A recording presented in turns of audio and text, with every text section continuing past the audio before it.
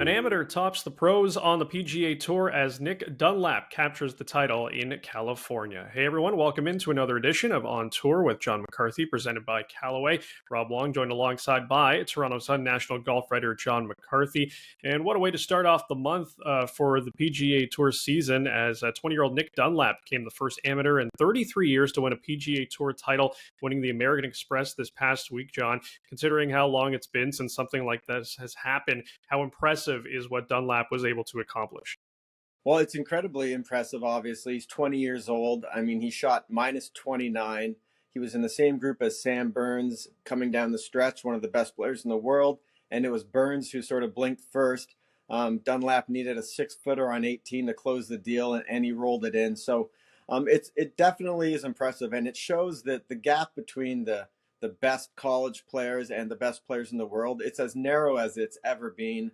We've seen players like Ludwig Aubert come straight on from the NCAA and turn into, he already played in the Ryder Cup. So we're going to see more of these top NCAA players. They're all coming out ready to go. This guy's very decorated, though. He won the U.S. Junior Amateur and the U.S. Amateur. He's only the second player to win both those tournaments, the first being Tiger Woods, who did it 3 times each. But still, there's only it's pretty rare company to be in when you're in a list with Tiger Woods. And it's certainly not the last we're going to see of Nick Dunlap. So now the question begs, what's next for him? He's still a sophomore at the University of Alabama, and as you mentioned, he's coming off the U.S. Amateur Championship last year. He does look like one of the next big things, but is he ready to turn pro right now, in your opinion? Yeah, that's his big decision he has to make, because with the win, he gets a 2-year exemption on the PGA Tour. So if he turns pro today, he can play for 2 years on tour. He's eligible for all the signature events, those big money, small field events. It's basically, there's a lot of great players, Canadians like Hadwin and Hughes, fighting tooth and nail to get into that group to play in those events. And he would be in them all for this year. But it's not as easy as a decision as it might look at. There is there's sort of some pros, some cons.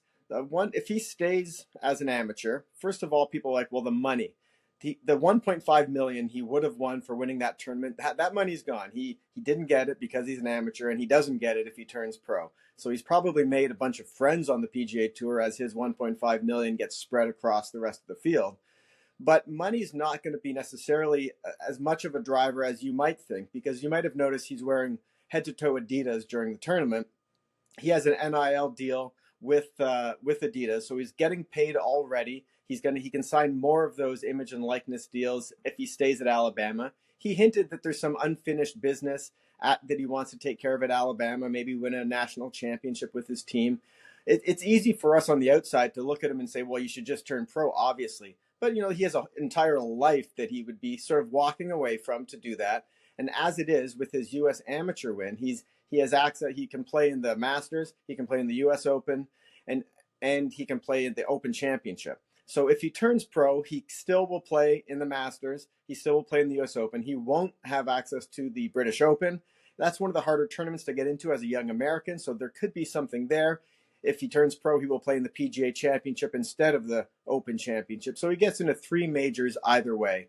At Augusta, amateurs get to stay at the Crow's Nest. It's lodging for amateurs.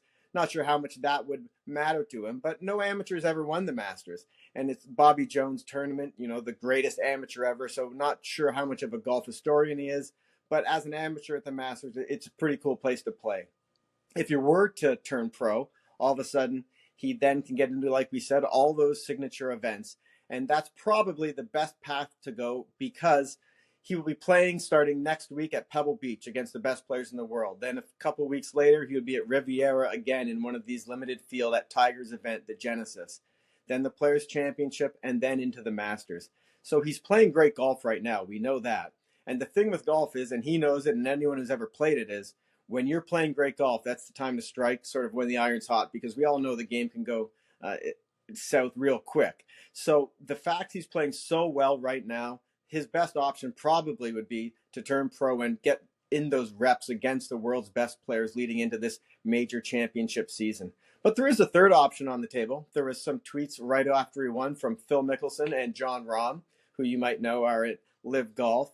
And Dunlap is represented by the same agent as Jason Kokrak, a live golfer, and that agency represents more than 10 live golfers. So there's really three options on the table: stay an amateur, play at the Masters, US Open, and the British Open, and then maybe turn pro right now and live out his PGA Tour dream, or who knows, maybe he's off to live golf. Yeah, things are moving quite quickly for Nick Dunlap, to say the least, and it'll be very interesting to see what choice he does make. As always, leave your thoughts in the comments section below, where you can find all of Jon's golf coverage at the Toronto Sun.